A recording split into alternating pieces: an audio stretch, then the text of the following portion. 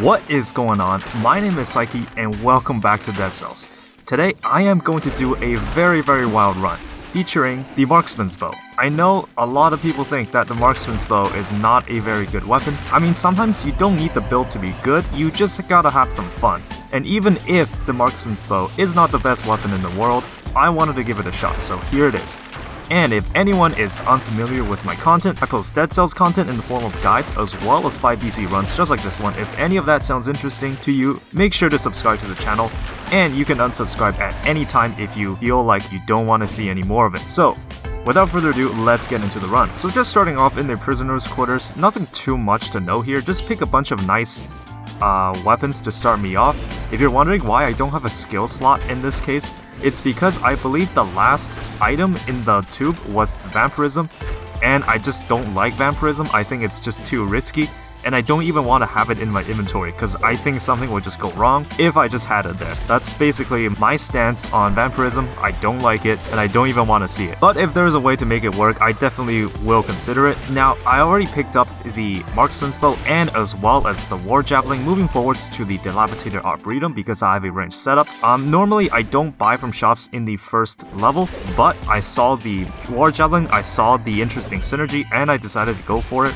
So luckily this time around I do manage to get the synergy going pretty early in the game. If you're wondering, I always play in normal mode. I do all of my runs without really like a specific build in mind. I kind of just do it and see where it takes me. So this time I am doing the Marksman's bow. Sometimes you'll see that it doesn't really work out too well, but I think it's able to provide some really interesting gameplay as you'll see later down the line. And on top of that, I'm able to use a mutation that I barely used before, and that is Tranquility, which states that you do additional DPS when like the enemy is further away and there are no enemies around you.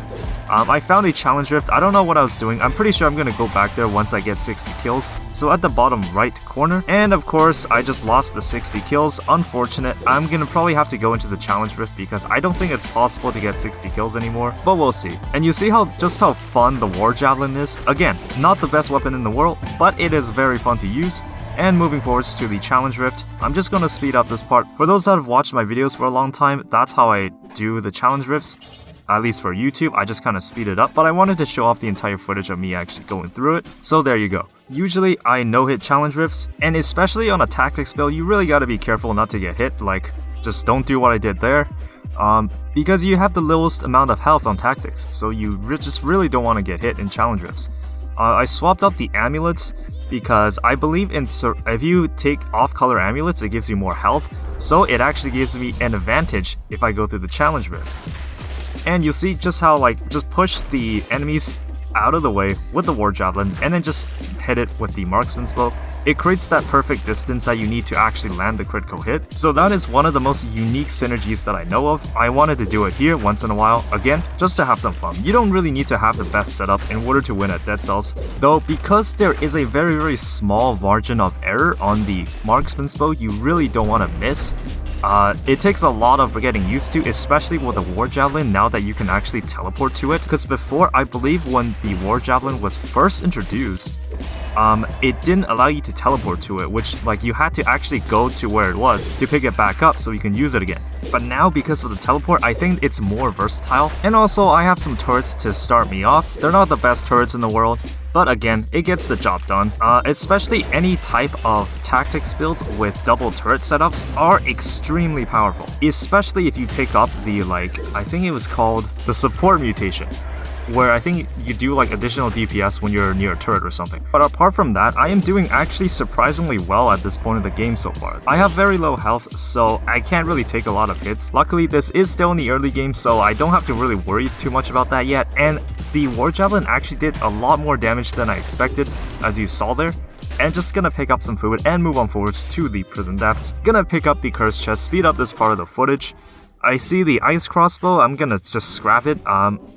I already committed so much to this build already, and someday I'll probably do a run with the ice crossbow. And again, just trying to play it safe, I'm just shooting the arrows even if it's like off screen.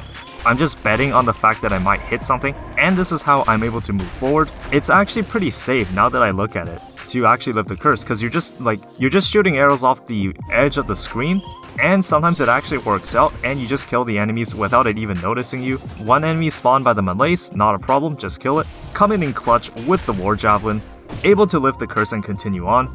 Now I knew that the crabs were going to be somewhat of a problem because I think they block ranged attacks and they also block the war javelins. So that's kind of an issue. You'll see later on that I actually run into a bit of a trouble with the crabs because I was unable to hit them because of my ranged setup, because they just kind of block everything.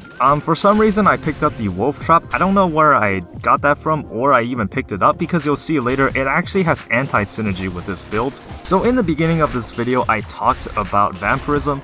I believe there was a point in Dead Cells where vampirism and some few other skills in the game were single-use items. So I believe in the past what vampirism used to do is that you just used it, and then like in the next couple of seconds, whenever an enemy dies, it will drop this little health potion, like a mini health potion where it kind of heals you up. And here, yeah, you'll see here the wolf trap just kind of locked the hammer in place, which I couldn't really push it away with the war javelin. Here I didn't expect that the slasher was actually going to hit across that little gap, so I'm really low on health right now. Unfortunate, but I'm just gonna have to tough it out. So vampirism and as well as tonic, I believe tonic, what it used to do is that it turned you invincible for like 3 seconds, and then it healed a small percentage of your health, and then it was just done. Like you couldn't use it anymore unless you used the health pot. I thought that was okay because I believe single-use items can have a place in Dead Cells. For example, the map. We have the map in the game right now, where with the one you get in the prisoner's quarters, where it reveals the entire map of the biome you're on, but it only has a single use. Now, I personally never use it. I don't know if there is a reason to ever use it for anything, but it is an example of a single-use items in Dead Cells. Again, gotta play really cautiously here now that I'm literally 1 hit away from death.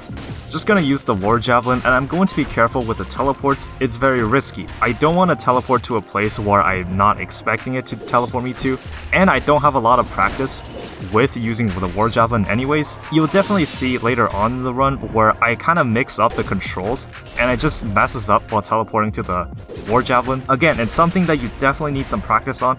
I found some corrupted food, but I don't think it's gonna help me very well at the moment. I'm at 20% health, which I believe anything will still kill me in 1 hit, so again, just gotta be really careful. At this point, I debated about picking up the alienation mutation, which increased the amount of curses you have to lift, but they healed you every time you lifted one. And here, I'm gonna do something that I normally never do, and that is go to the Ossuary, because I felt like fighting the concierge was the only really viable option here. I felt like I really benefit from the open space in this biome because of my range setup. Again, I have to be very far away from the enemy in order to do critical hits, and thanks to the open space, I can actually do that. And here I just found another challenge rift. Speed up this part of the footage as well.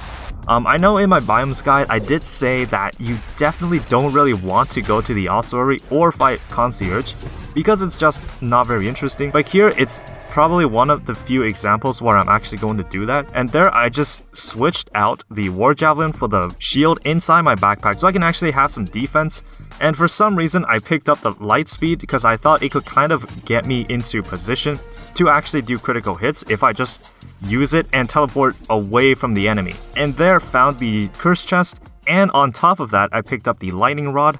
This was before 2.3, so this was still where the lightning rod still had the bug where you can just teleport somewhere far away and then everything within the 2 places where you teleported to just dies. I thought about using that here, but again, because I was cursed, I didn't really want to risk anything. You'll see there that I picked up the gastronomy mutation.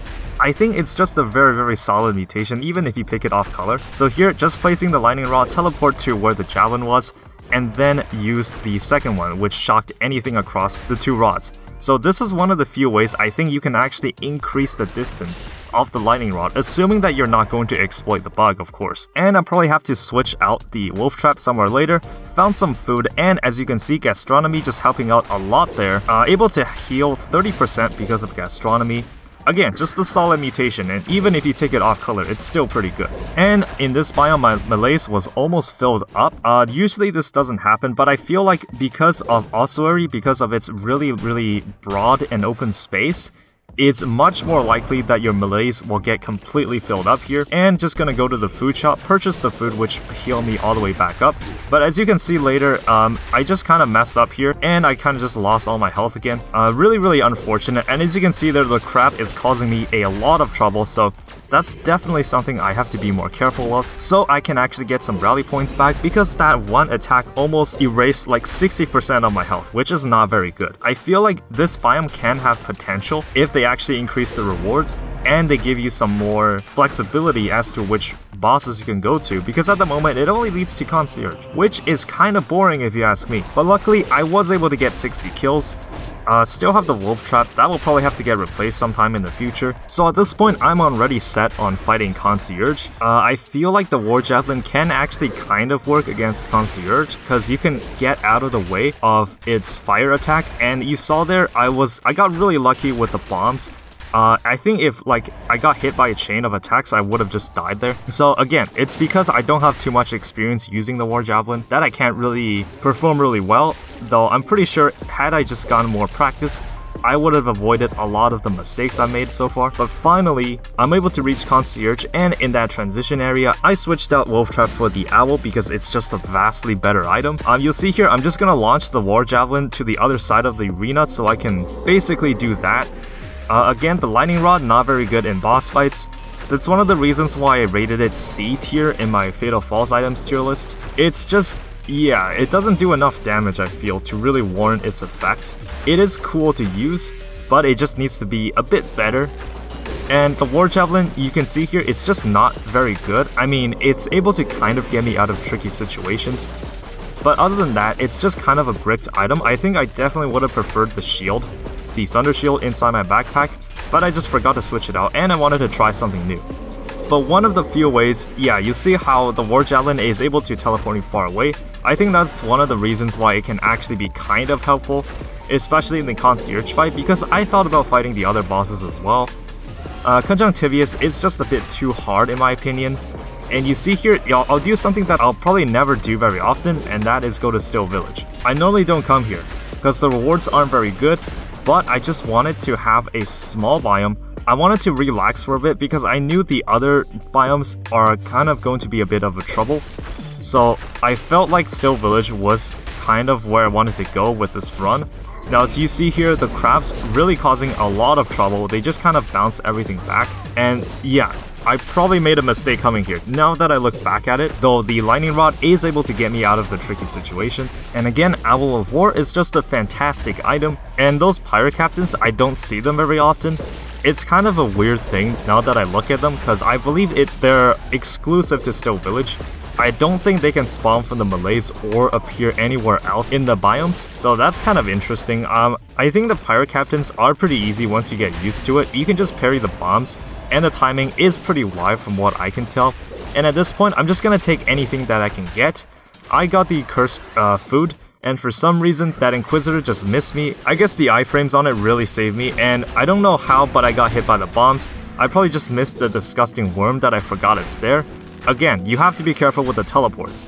It is helpful, but it can be pretty risky at times. But luckily, I'm just able to get these monsters from a distance, and it's not really a problem. And I think even if I died in this run, I would have still had a very, very good time. But there, the Owl of War is able to get me out of the tricky situation, and I have a Rampager turned into an elite, not a problem, just gonna kill it really fast. Though at this point, I would like to be a bit higher in terms of scroll stat, because I think 19, yeah, I have 19 scroll stats right now, which I think is a bit lower than usual. I think at this point I generally want to have around above 20s, because I think you get like 5 scroll stats in the next biome, and because Stilt Village gives you the least amount of rewards, I really have to kind of make up for it in the next biome. I probably would have gone to caverns in this case, now that I look at it. But in a second, you'll see me make a mistake, and I couldn't go to caverns because of that. I'm just gonna get the final key required to continue on with the run. With the War Javelin, not a problem, just push them into a corner and then just hit them with the Marksman's bow. And here I'm going to launch the War Javelin into the air, which knocked the pirate captain off the edge. But I'm not going to teleport because I don't know where it went.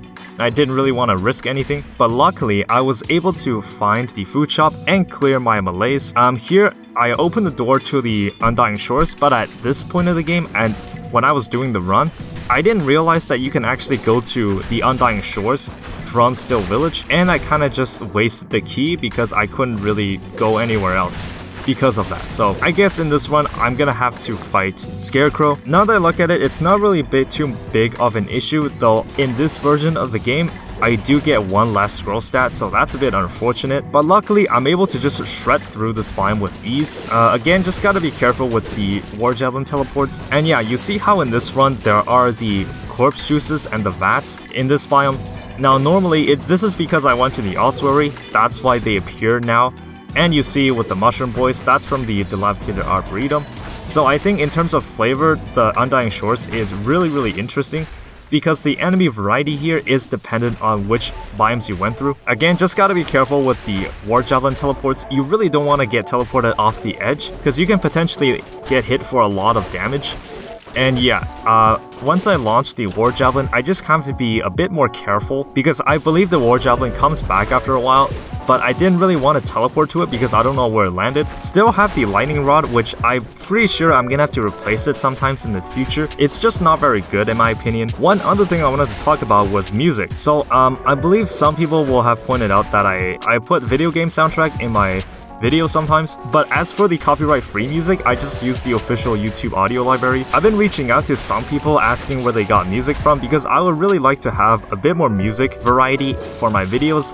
I know some people use Epidemic Sound, some people use channels where it primarily features copyright-free music, but at the moment I really only trust YouTube's audio library because it's the only place where music is guaranteed to be copyright free. Because a lot of the copyright free music channels, they say that the music is copyright free, but you have to credit the artist.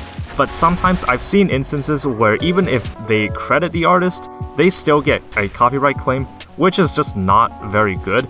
And I don't really trust these channels in general, so that's one of the reasons why I use the YouTube audio library. Obviously, if you use like Epidemic Sound, you do have to pay for a subscription, but everything you use will be guaranteed to be copyright free.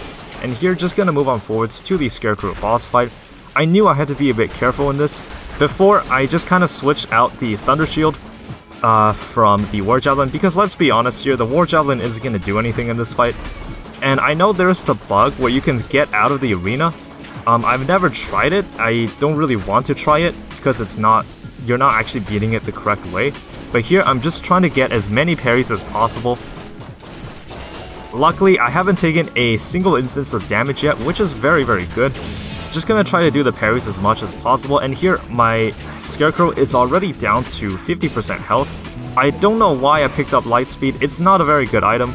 And there I just missed a parry, unfortunate, but I was able to get rally points back. With the watering can attack, you just have to dodge through it, and sometimes the timing is a bit weird, but luckily I was able to dodge it in time. And again, I don't even know why I have Lightspeed, it's just not good. And yeah, I got hit, I think, because of Lightspeed, but I was able to get rally points back once again. So sometimes you do have to be pretty aggressive in your gameplay to really take advantage of the rally system. One more jab attack by a Scarecrow, and then the next time it lands, I'm probably going to finish the fight.